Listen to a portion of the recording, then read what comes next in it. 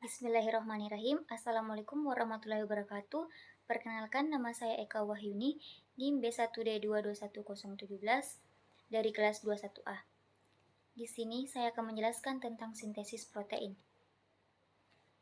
Di dalam tubuh kita memerlukan banyak zat agar tetap sehat. Salah satu zat yang dibutuhkan oleh tubuh yaitu protein. Proses pembuatan protein disebut juga sintesis protein. Mengapa tubuh kita harus melakukan proses sintesis protein? Karena protein mempunyai kendali penuh atas tubuh kita, diantaranya untuk transportasi zat, pembentukan enzim, berperan dalam kekebalan tubuh, dan lain-lain. Karena itulah tubuh kita sangat membutuhkan protein.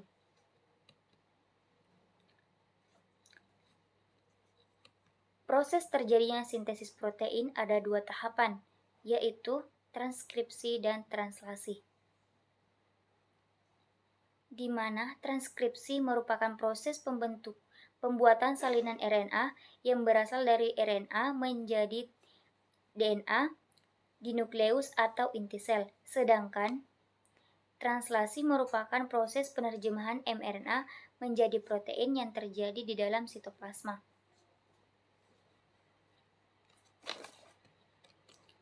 Singkatnya begini.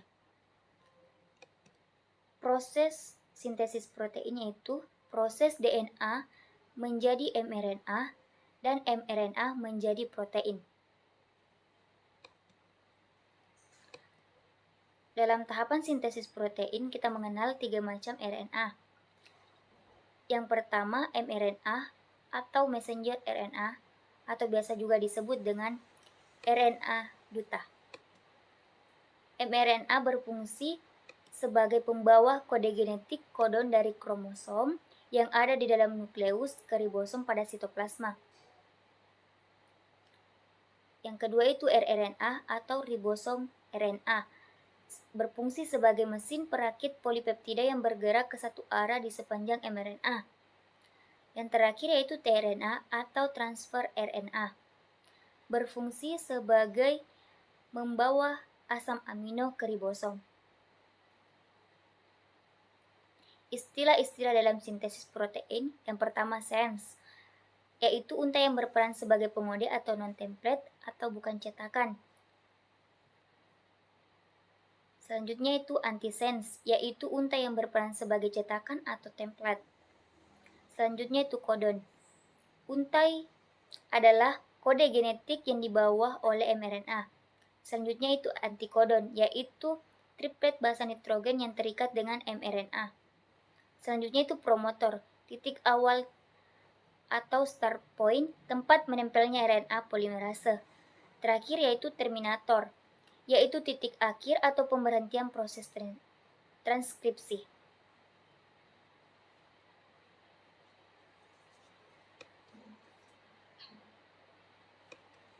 Proses transkripsi terjadi dalam 3 tahapan, yaitu yang pertama, inisiasi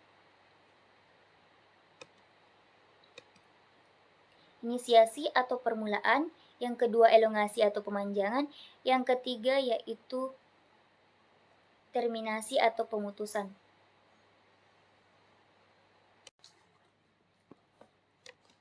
Selama proses transkripsi DNA digunakan sebagai template atau cetakan untuk membuat mRNA dengan bantuan enzim RNA polimerase. Selama tahapan inisiasi, wilayah promotor berperan sebagai situs pengenalan untuk RNA polimerase. Pengikatan RNA polimerase akan menyebabkan kedua untaian DNA membuka, kemudian terjadi proses elongasi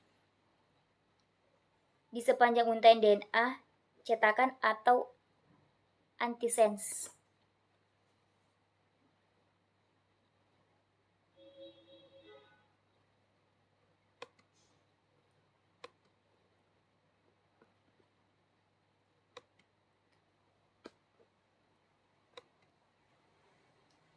Basa nitrogen DNA akan berpasangan membentuk mRNA dan RNA polimerase.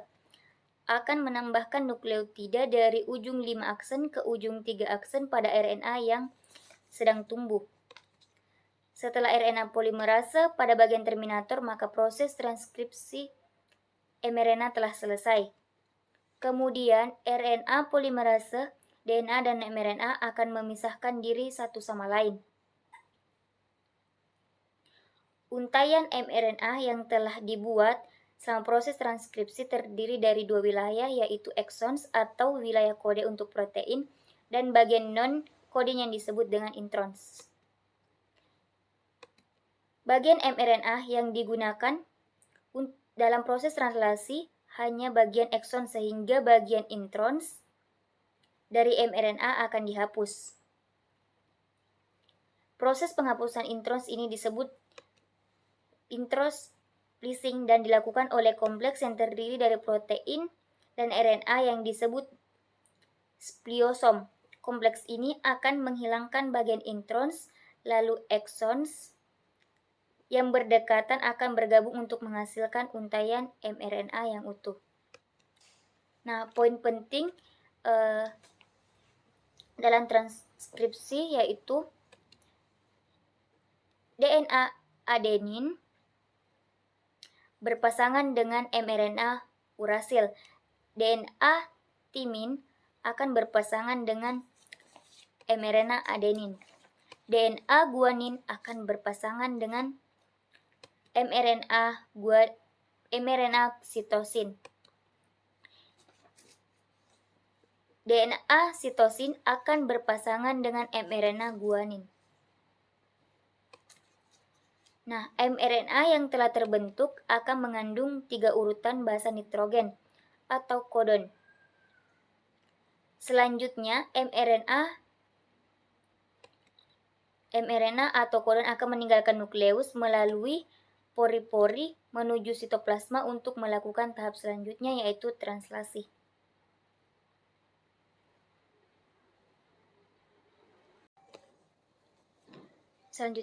Selanjutnya kita sudah menyelesaikan tahapan transkripsi di mana mRNA yang berasal di nukleus akan keluar menuju sitoplasma melalui pori-pori nukleus. Hal ini dilakukan untuk melanjutkan ke tahapan berikutnya, yaitu translasi.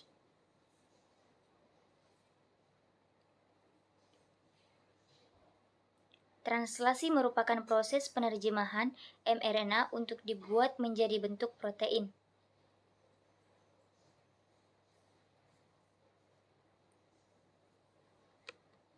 Aturan memasangkan basa nitrogen yaitu mRNA adenin berpasangan dengan tRNA urasil. mRNA urasil berpasangan dengan tRNA adenin. mRNA guanin berpasangan dengan sitosin tRNA. mRNA sitosin akan berpasangan dengan tRNA guanin.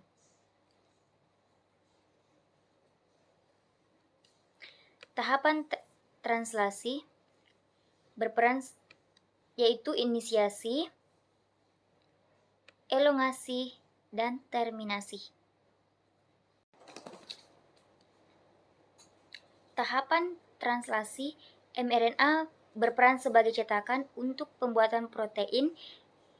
Sebagaimana yang kita ketahui, mRNA mengandung urutan 3 basa nitrogen yang disebut kodon. Dalam sintesis protein kurang lebih terdapat 64 kodon atau kode genetik yang mengatur dalam pembentukan asam amino tertentu. Ada 4 kode genetik khusus, yaitu 1 kode genetik mulai atau start dan 3 kode genetik berhenti atau stop. Tahapan translasi dimulai dengan terikat subunit ribosom kecil ke bagian untai kodon mulai atau start, kemudian setiap asam amino dibawa ke ribosom oleh tRNA. Spesifik jenis asam amino tersebut ditentukan oleh urutan antikodon mRNA dan antikodon dari tRNA.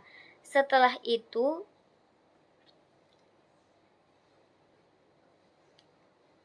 itu tRNA akan mengikat kodon start, lalu subunit ribosom besar akan terikat untuk membentuk kompleks translasi dan proses inisiasi pun selesai.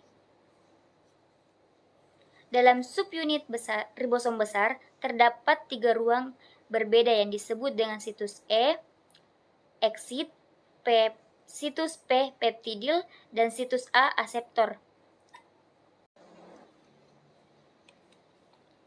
Selama elongasi setiap asam amino dibawa ke untai mRNA oleh tRNA melalui pasangan basa yang sesuai dengan kodon dan antikodon. Setiap antikodon pada tRNA merupakan kode yang sesuai dengan asam amino tertentu.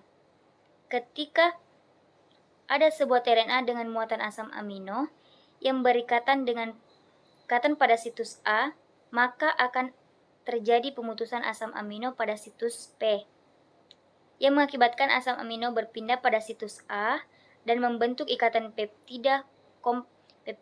Kompleks translasi ini akan terus bergerak ke arah kanan sehingga tRNA yang tidak bermuatan akan keluar melalui situs E dan situs A akan kembali terbuka untuk menerima tRNA berikutnya.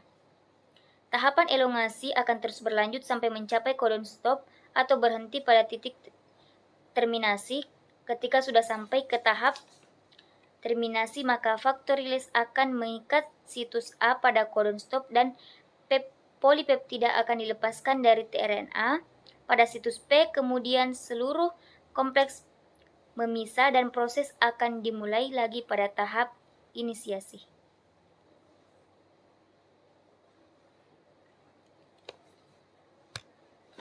Sekian penjelasan saya tentang sintesis protein, yaitu pada tahapan transkripsi dan tahapan translasi. Wassalamualaikum warahmatullahi wabarakatuh.